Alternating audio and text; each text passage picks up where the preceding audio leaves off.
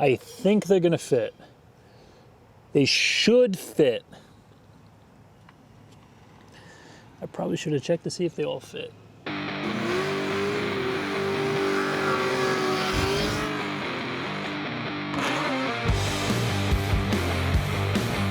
All right, so where we last left off, Tahiti got a nice new set of double adjustable coilovers. Now, I've actually been driving around with them for a few days now. The fronts, I actually left them on full comfort. The backs, I turned them up a little bit to that higher end of the comfort spectrum on the chart, just because it was a little bit too squishy and a little bit too body rolly. So I pretty much got them right where I want them, at least for street driving. Now, today's mod, it's gonna be a nice one. I've been looking forward to this for a while. I've had these wheels sitting in storage for like over a month now because I knew the wheels were the ones I wanted.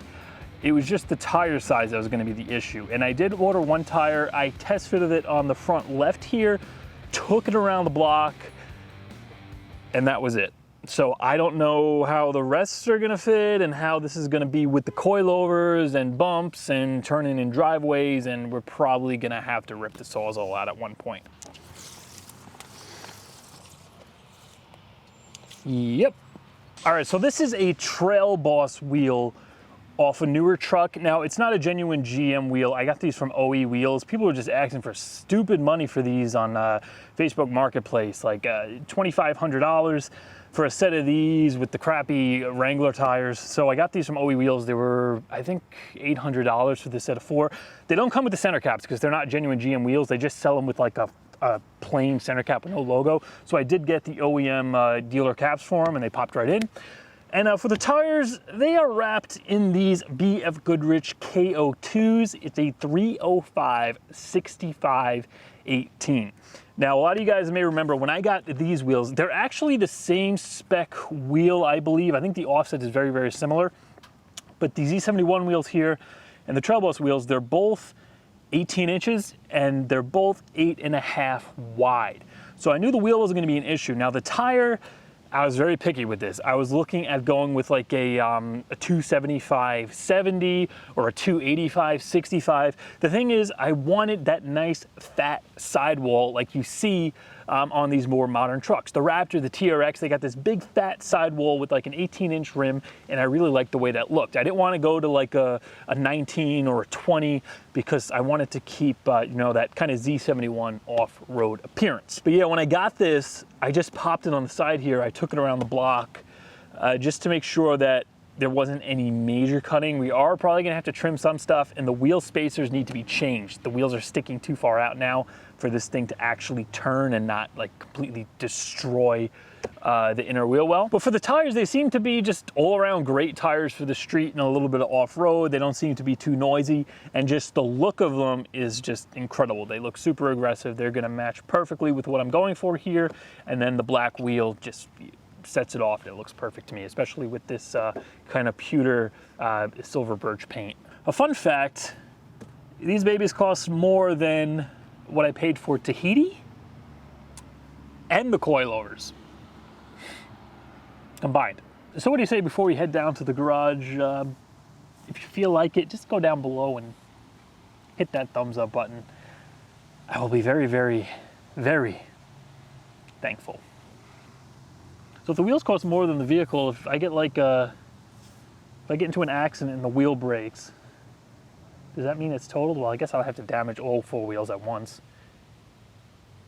If I damage the wheel and the coilover, it'll probably be totaled. So before we pop the new tires on, I know everybody's probably wondering, including myself, how much is this gonna affect the acceleration of the Tahoe? Slow it down? Is it gonna affect towing? So I'm gonna do a quick 0 to 60 here. I got the Draggy hooked up, the little performance data recorder. It just magnetically sticks to the windshield. I have the app open on my phone, and I'm gonna try to prop this up. I don't have a mount for the phone, so I'm gonna try to prop it up so you can see out the window while I'm doing this. I'm just gonna do a quick 0 to 60. I'm only doing it once. We don't have to get super technical with this. It's not like this thing's gonna spin the tires. It's gonna mash the gas. So I'm just gonna hold the phone up like this so you guys can see what's going on.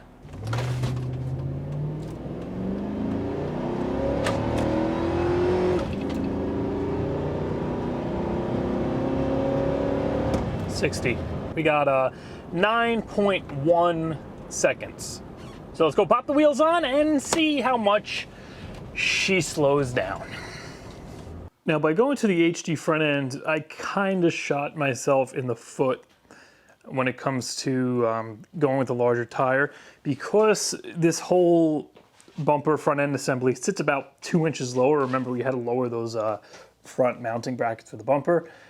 This dropped down 2 inches, moving further into the center line of the wheel, which, as you can see, the further down you go, the less space you get. So if I didn't do anything with this bumper, this lowest point, it would probably be about there, giving us more space than where it is now. However, this is just a floppy little piece of plastic. It can be trimmed if that does become an issue, but the biggest problem seemed to be the outer edge here towards the rear. And as you can see, I already pulled the little splash guard off here for the body cladding, just because when I tested the tire, it was catching on that. And I still have to pull it off on the passenger side. But before we do that, I'm gonna do you guys a favor, and let's remove this step. So I know it's been driving you crazy, and I don't know if these are gonna go back on or not. I'm still on the fence about that. But for the time being, the passenger side's removed, so we might as well make the thing match.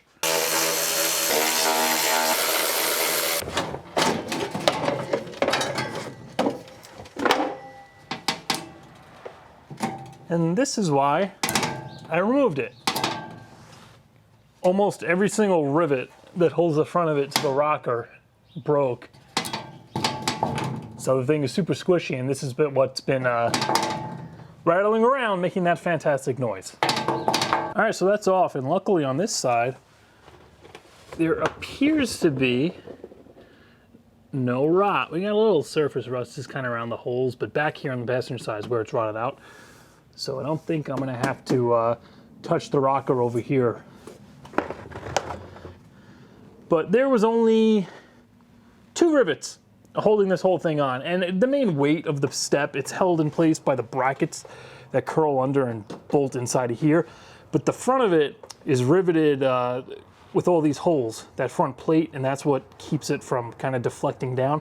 So if your step is really, really spongy and it's making noise or rattling or whatever, this is your problem for sure. All these rivets are probably broken. You're gonna have to just go in there, pop some new rivets in.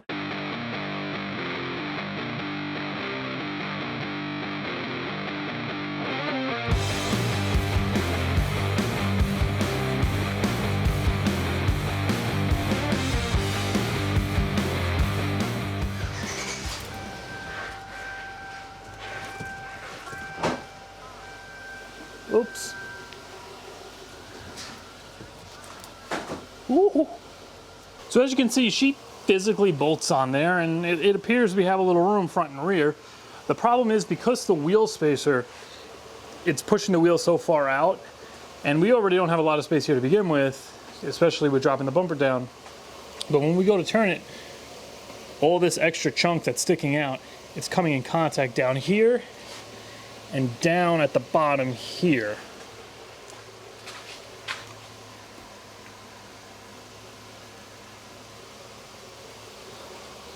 So as you can see, that plastic for sure might have to be trimmed if the spacer doesn't solve this. And why I think the spacer is going to solve this is because when this is pushed in a little bit back this way, we're going to have less tire that needs to clear this. So in theory, it should at least not rub as much. And if we come back here, kind of the same thing. If that tire was in a little bit more, the way this kind of curves inward, we would have a little bit more space before that rubs. All right, so what I have right here is a set of Bora 1.5" spacers. I got these from Custom Offsets, customwheeloffsets.com. I'll put a link down below if you want to go check them out. But these are an 1.5", and hopefully they're going to solve most of our issues. I'm not really concerned with the back, because any kind of spacer back there shouldn't be an issue, because I did have 305s on this thing before with the old wheels, and with no spacer they cleared, so I'm not even, the back isn't even on my radar. But another fun fact, this is the thinnest spacer you can actually run before the studs become an issue. So you can see the wheel studs are just about flush with this, And when you go to mount this on the vehicle, say you got an inch or less, anything thinner than 1.5 inches, those studs are going to protrude out. You're not going to be able to bolt the wheel on. You'll have to trim them down, whatever. But this should be just enough to give us, you know, still give us that aggressive look where the wheels aren't super tucked into the fenders like they are by with the stock offset. But still give us enough room, hopefully, to clear these massive tires.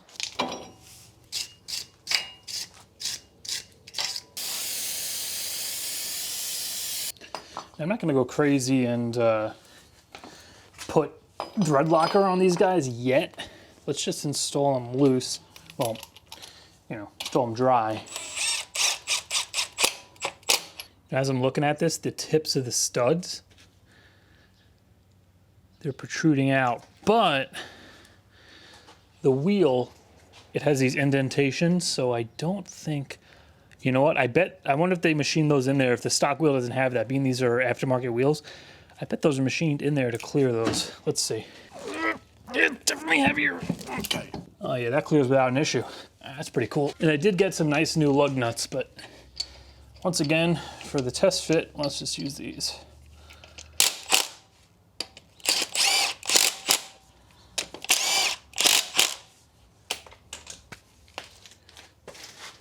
Oh, I forgot, I still got the brake chalked. All right. Alrighty. Down she comes.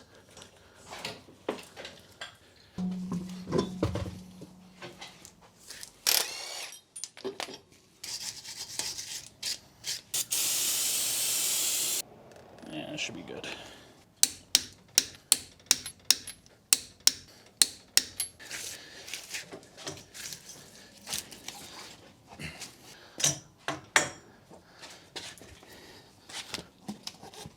Just a little bit more.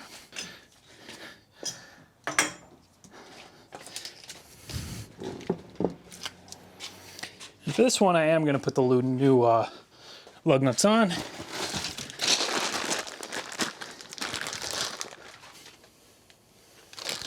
I got some nice black ones here.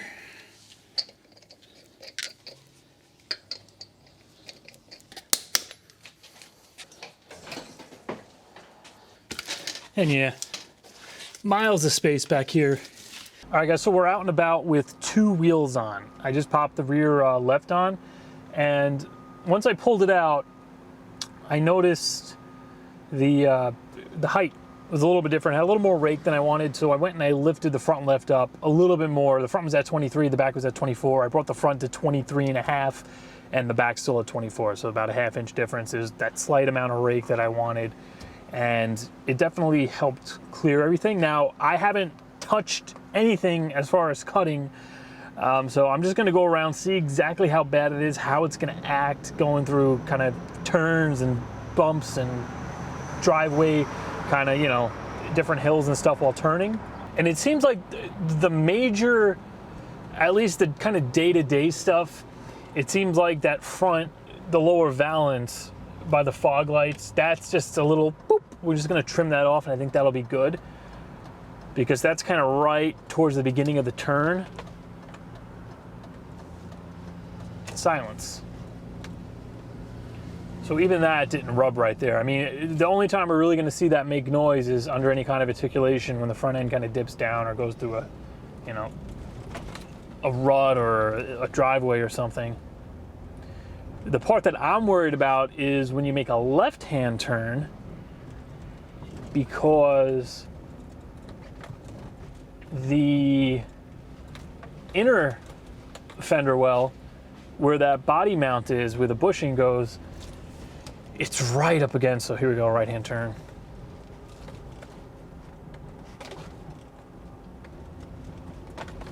I don't really hear anything, but we're not at full lock. Most of this, the issue is going to be at pretty much full lock, but I think the major trimming that's going to need to be done, I got to just kind of cut some of that splash guard out towards the back of the wheel by the parking brake cable, and then I got to just try to tie that cable off, because as of right now, when you do turn it, I peeked under there, it's touching the splash guard, and the splash guard is touching the parking brake cable.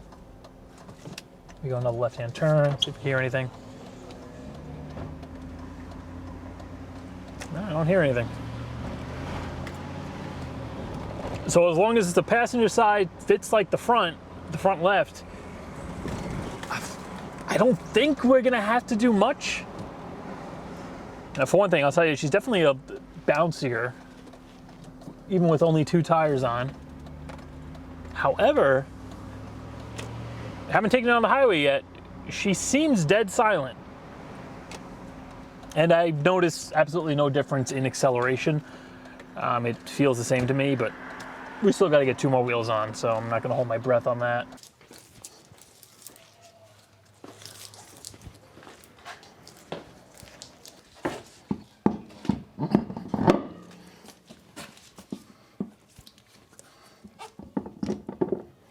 All right, so I think I'm gonna get the clearancing done on the front too. Fortunately, on this side, there's no parking brake cable behind the splash shield. So there's just free real estate in front of that body mount that I could kind of trim that plastic away. For the driver's side, we're gonna have to get a little creative. So I took some measurements, and this side does need to come up like only maybe 1/4 of an inch to be at the same height as the driver's side. So that should be fine. All right, so on the passenger side here, this isn't even rubbing. You can see there's just a tiny amount of space in there, whereas the driver's side totally just touches. Now, this could all change for the better or the worse, depending on when the alignment's done, if the caster is gonna move the wheel forward or backwards. So I'm going to go ahead and trim just inside this wheel, well, just a little bit. I'm gonna take some of this plastic out. It's because it's not that important. I already did it in the front. And then for the little valance here, you can see it's pretty much flush or a little bit more forward with the bumper. But the other side, you can see it's protruding past, and that's where the tire is kind of catching sometimes. So I'm gonna pop this down, see if I can remount the mounting holes where this clips into the bumper, and that'll allow me to kind of slide this forward more, then I wouldn't even have to cut it. So all I'm gonna do now is come in with some scissors. I'm just gonna trim this out right in here. That'll just give me enough room where this isn't gonna make noise. I already went under there and put a clamp around the parking brake. I'll show you in a minute once this is all taken out.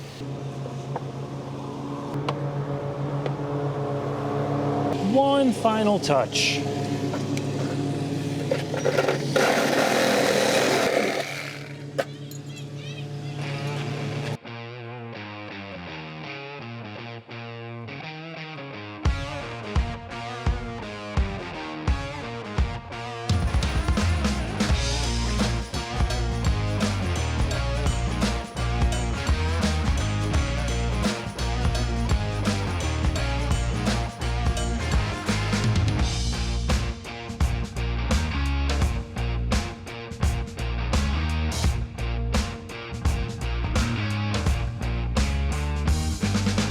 So they look good, but how do they perform?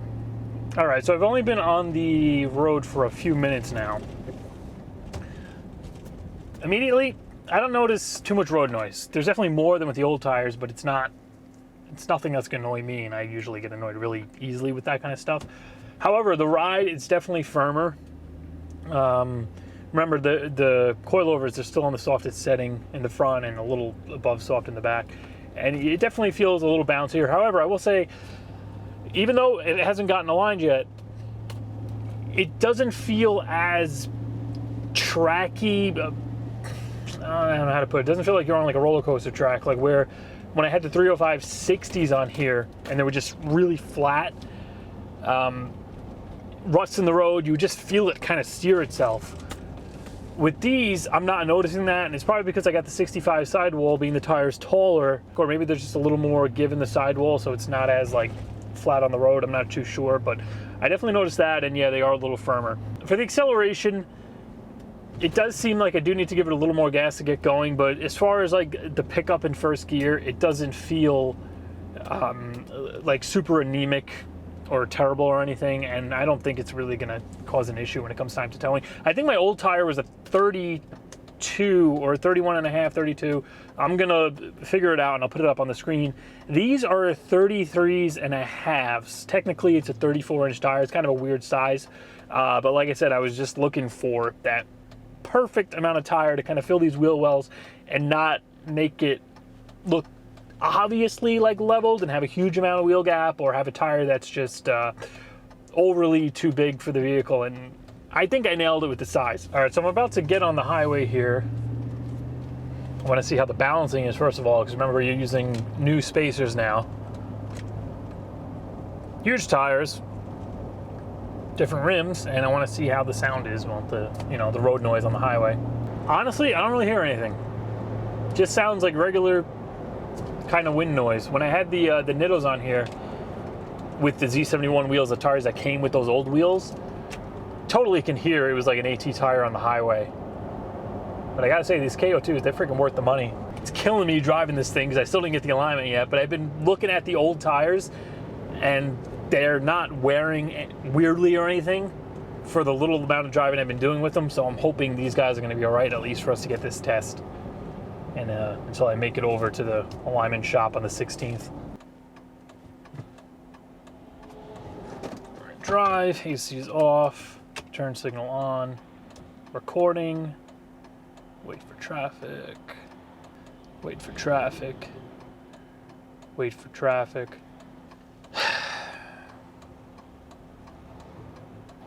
3, 2, 1.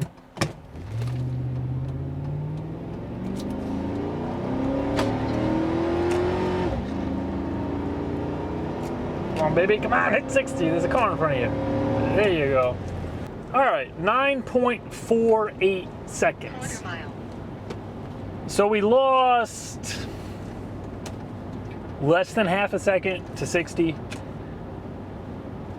The real question is, though, what does the speedometer read now?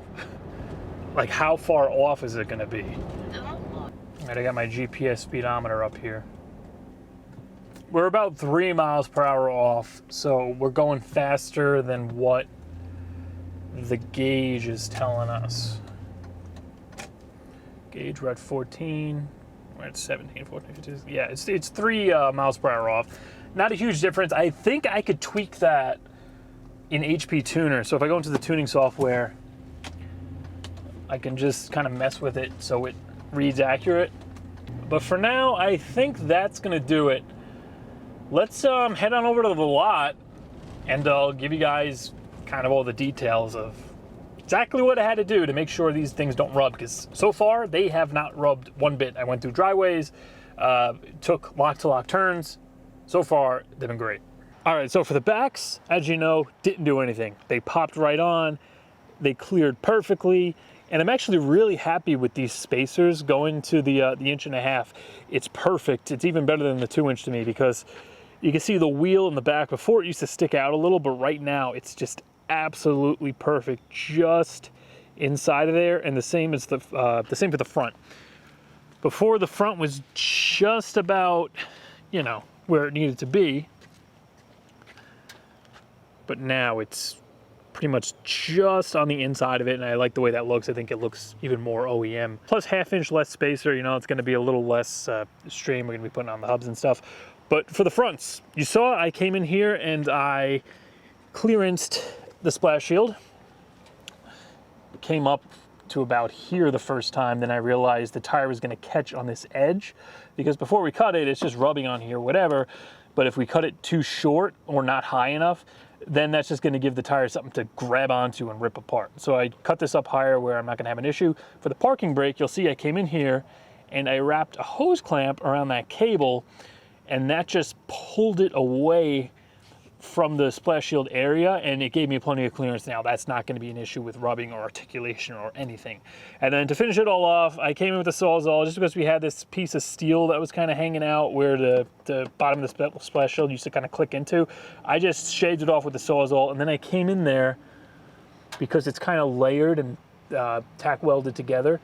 I just filled that cavity with some seam sealer, because we don't want to have any road salt or water getting in there, because we created a new opening. So that's all sealed up.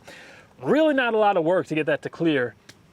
And finally for the front, I had to come in here and basically take the clip out that holds the valance to the bottom of the bumper, shift this whole thing forward, and then I drilled my own hole in the valance and the bumper and just zip tied it for now, because this aftermarket bumper, unless I could come across an OEM bumper that has no rust, I don't think I'm going to be able to get these clips to fit, because the holes are just drilled a little bit off where this is too far back on this side and it's too far forward on the other side.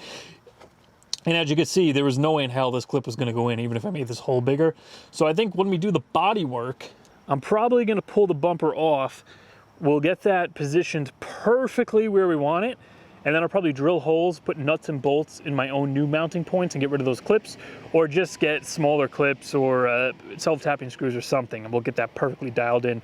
But yeah, just by doing that now, temporarily, it moves it up far enough, and that's no longer a problem. It's not catching on the tire. And even though I did say that the passenger side was fine, just so everything matches up and I don't run into any surprises later, I came in here and I did the same thing. I cut it up to there, and then I trimmed the metal off and seam sealed it. Also, something I didn't mention on the other side, there's no parking brake cable over here to worry about, but I did drill a couple of holes and I put a zip tie through here, and I wrapped it around the AC pipe for the rear AC comes down here. I just wrapped it against there to further pull this splash shield in. And I forgot to mention it, but I did it over here on the driver's side too, and I just wrapped that around the parking brake cable to further pull that in, and I have miles of room now. So that's all that had to be done to get these things to clear. And once again, they are 34-inch tires pretty much. And just the size of them with the amount of level, to me, this is freaking perfect. It looks like it could be an OEM setup. There's still, you know, plenty of wheel gap, but not enough to look absurd. The tire's fat enough, wide enough, but not too wide. And it's just the right amount of tread with the KO2, you know, it's not a mud tire or anything. Also, one final thing, I know a few of you guys mentioned in the last video I need a turn signal light. This is the same light that when the thing got hit with the scaffolding, the casing's cracked. I just glued the tab back on for now and managed to get it to clip in.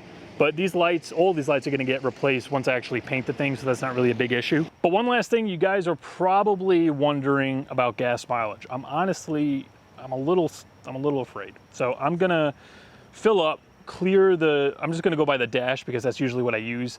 It usually sits around 12 and a half, so we'll see where it ends up.